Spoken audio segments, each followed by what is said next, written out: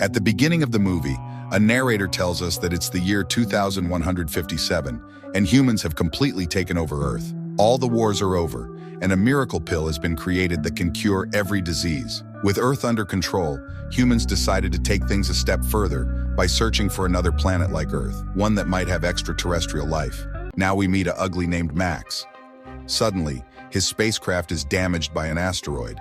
In a desperate attempt to save his ass, he has to land on the nearest planet. As soon as he arrives and steps out of his spaceship, an explosion destroys it, leaving Max completely cut off from Earth. He can't return, and he has no way to call for help.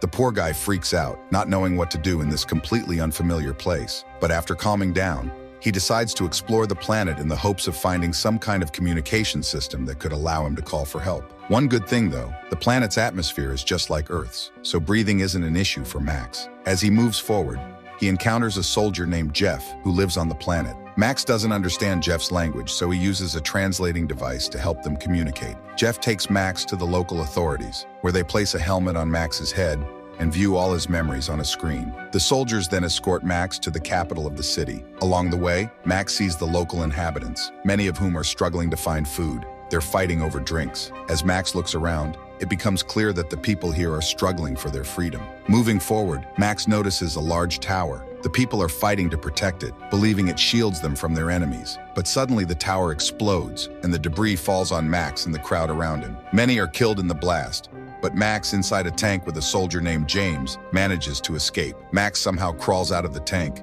saving both their lives. James explains to Max that their enemies have always been after the tower, and now they've succeeded in destroying it. They have no idea what the enemy's next move will be. Max is shocked to learn that even here, the fighting never seems to end. Meanwhile, the head of the Special Research Department, a man named Nomad, instructs his colleague Frank to find Max and bring him in immediately. Nomad suspects Max might be a spy. Frank agrees and sets off to track down Max. At the same time, another man named David orders his team to gather as much information about Max as possible. As Frank is transporting Max to Nomad, Frank suddenly suffers a seizure, causing their car to crash. A crowd gathers after the accident, and Max takes the opportunity to escape. He starts exploring the city, trying to get a sense of his surroundings. Max eventually finds his way to a club, where he meets a girl named Radha, who turns out to be James's sister. They start talking, and Max opens up about himself. However, a disagreement soon breaks out with another man at the club. While nothing happens at that moment, when Max and Radha leave the club, things take a turn. The man returns with his goons, intent on killing Max, but Max easily defeats them all. Impressed by his bravery, Radha takes him to her house, where her brother James also shows up. Max asks them about the planet, and they explain that they're forbidden from knowing much about other places outside of this city. The city they live in is controlled by an authority led by a man named Tom. He's the one who set up towers all over the city to protect them. However, the other cities want to unify under one rule, but their city refuses, which has made them enemies with the rest of the world. Max is shocked to learn that these other cities keep attacking, trying to wipe them out. James begins training Max as a soldier so he can protect himself and fight alongside them. Meanwhile, Max and Radha gradually start to grow closer. Soon, under the captain's orders, Max and James head out on a mission with some other soldiers. Their task is to capture rebels,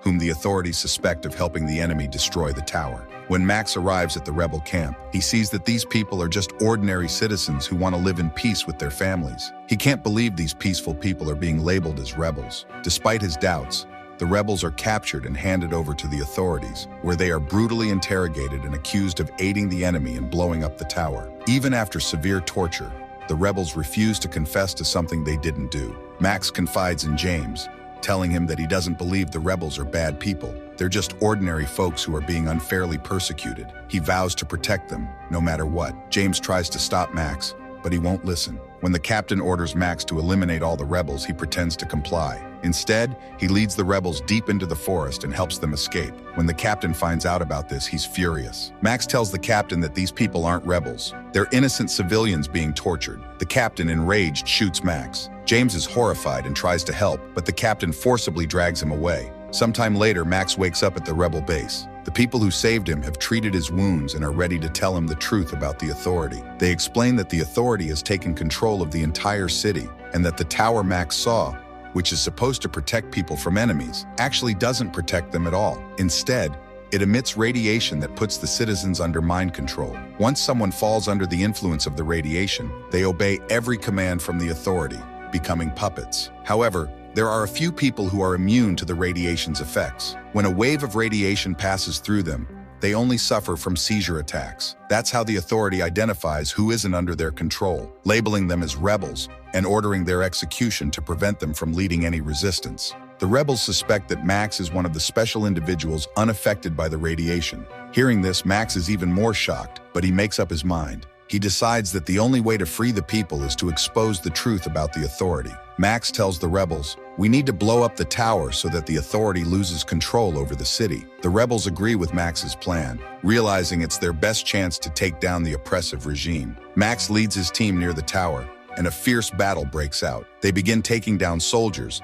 but the soldiers fight back hard. Many of Max's comrades are killed, but despite the losses, Max manages to plant a bomb and blow up the tower. The explosion takes down the structure, but Max loses more comrades in the process. Afterward, Max finds James, who is both surprised and relieved to see him. Max shares the truth about the tower, explaining that it wasn't protecting them, but was actually turning people into mindless puppets controlled by the authority. James, however, struggles to believe it. Having grown up here his whole life, he finds it hard to accept that the authority would betray them like that. Before they can discuss it further, soldiers arrive and launch a surprise attack. They've come to capture Max because they've learned that he knows the truth. Now James and Rada are caught up in the fight as well, standing alongside Max and his remaining team as they face off against the soldiers. Max and the others brace themselves for the fight, but quickly realize they're outnumbered. With the overwhelming number of soldiers, they're captured and thrown into prison. Inside, Max reunites with his other comrades and meets Jeff, who is also imprisoned for being labeled a rebel. Jeff tells them they must escape at all costs, destroy the remaining towers, and free the people from the authorities' control. Everyone agrees to the plan. Meanwhile, Nomad approaches David and says, "I've heard you're looking for a man named Max. If you have him, hand him over. I need to report him to your boss, Tom." David, however, refuses and insists that Max stays hidden. As he speaks, David suffers another seizure, revealing that he too is a rebel and has been hiding his true identity all along. Back at the prison, Max, Jeff, and another prisoner secretly plot their escape. They manage to break out and head toward one of the towers, but as they get close, they're attacked by robots. They scatter, hiding from the machines to avoid detection. Meanwhile, David learns that Max is resistant to the radiation, just like the other rebels. He immediately orders one of his men to find Max and bring him in, but warns him to do it quietly, or he'll face the consequences. As Max, Jeff, and their companion regroup, Max proposes a daring plan to destroy the authority's central control center, the place that powers all the towers. If they take it down, they could shut down all the towers at once. Jeff, however, is doubtful, explaining that the towers are designed in a way that no one truly understands how they work or where they get their power from. Max becomes frustrated, unsure how to proceed. Jeff then mentions that there are people living in the South who, like Max, are unaffected by the radiation, but they've kept to themselves and have no interest in helping the city. Just as they're talking, an automated tank arrives and begins attacking them. Max risks his life, managing to get inside the tank and disable its control system. Max informs his friends that he's heading south to find allies and destroy the towers. At the border, the military tries to stop the tank, and Max recognizes one of the soldiers, James. Taking him captive, Max breaks through the barricades. On the way, Max explains the truth about the planet's situation to James. James becomes convinced when, outside the tower's range, he no longer feels the effects of the radiation. Realizing he's been a puppet of the government all this time, James becomes furious, but Max calms him down, reminding him that there are 40 million people just like him, and the rebellion is for them. As they make a stop, a group of locals, referred to as mutants, approach the tank. They behave peacefully and offer food to Max and his crew.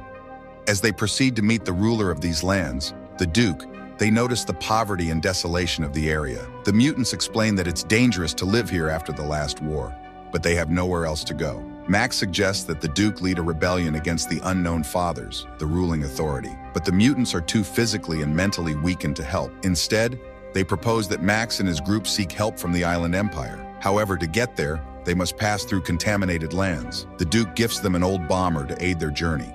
During the flight, the bomber is exposed to radiation from the towers, and James becomes fanatically loyal to Max, interfering with his ability to pilot the plane. Max struggles to maintain control, and the bomber crashes into a tower. James suddenly snaps out of his fanatic state, with no memory of what he had done. Their aircraft is then shot down by an automated anti-aircraft defense system left over from the previous war. The bomber crashes into the sea, but Max and James manage to escape and reach the shore. There, they discover an abandoned submarine, and Max decides to explore inside. Meanwhile, back in the city, the prosecutor orders Rada to be brought to him. His men kidnap her off the streets, and the prosecutor claims to be Max's friend, showing her a recording of Max's escape. However, Rada doesn't believe the prosecutor's claims and refuses to assist him in his search for Max. As a result, she is thrown into prison. Meanwhile, James, growing impatient waiting for Max, swims to the submarine where they uncover horrifying evidence of experiments conducted on prisoners. In the control room,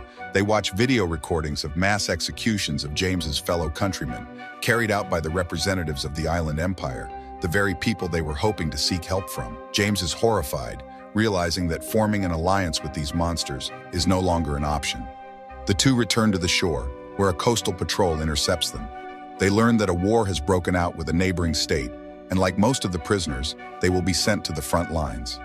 Meanwhile, in the city, the Wanderer, eager to lure Max into his department, engineers Rada's escape. Frustrated that the war has disrupted his plans, he assigns Fank the task of finding and capturing Max, confessing his fear of the Earthling. Max and James are dispatched to the front, where they reunite with Zeph. Their commander turns out to be the captain of the guard, who refuses to hand Max over to Fank. Sent into battle on old tanks, Fank eventually locates Max, but Max refuses to leave his friends and stuns Fank, tossing him into the tank. As the battle commences, Max directs the vehicle away from the battlefield. James, blindly obeying Max under the influence of the radiation, pulls their unconscious comrades out of the battle, witnessed by the captain. When the captain prepares to execute Max for desertion, James shields him with his body, but the wounded Max gathers the last of his strength and kills the captain. Max mourns James, but upon hearing Rada's name from the now conscious Fank, agrees to cooperate with the Wanderer. After the battle ends, Max buries James and listens to Fank's offer: an apartment, a car, freedom of movement.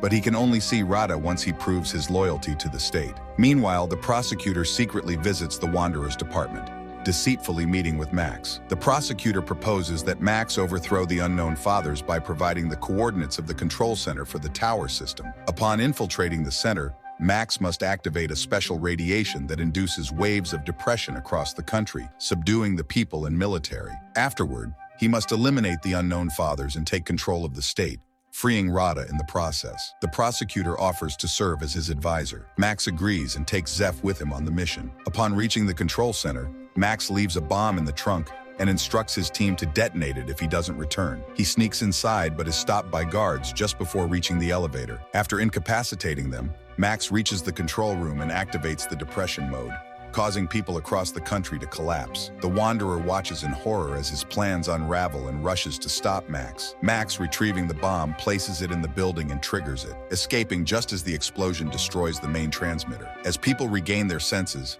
chaos erupts in the streets, signaling the start of a power struggle. Max rushes to find Rada and locates her in a cryo chamber. As he carries her outside, the Wanderer confronts him, revealing his true identity as an agent of galactic security from Earth, sent 20 years ago to assist the planet. A furious confrontation ensues. The Wanderer laments that the destruction of the towers has undone years of work, plunging the state into famine and chaos. Max accuses the Wanderer of allowing the enslavement of the population through the towers, but the Wanderer defends his actions, claiming that all civilizations go through war and enslavement as part of their historical evolution. Max, standing defiant, declares that as long as he is alive, he will fight against the creation of another society built on slavery and oppression. Rada comes to Max's side, and as they stand together, ready for the next fight, the Wanderer gazes at them, realizing his plans for control have finally unraveled. That's it for today's video.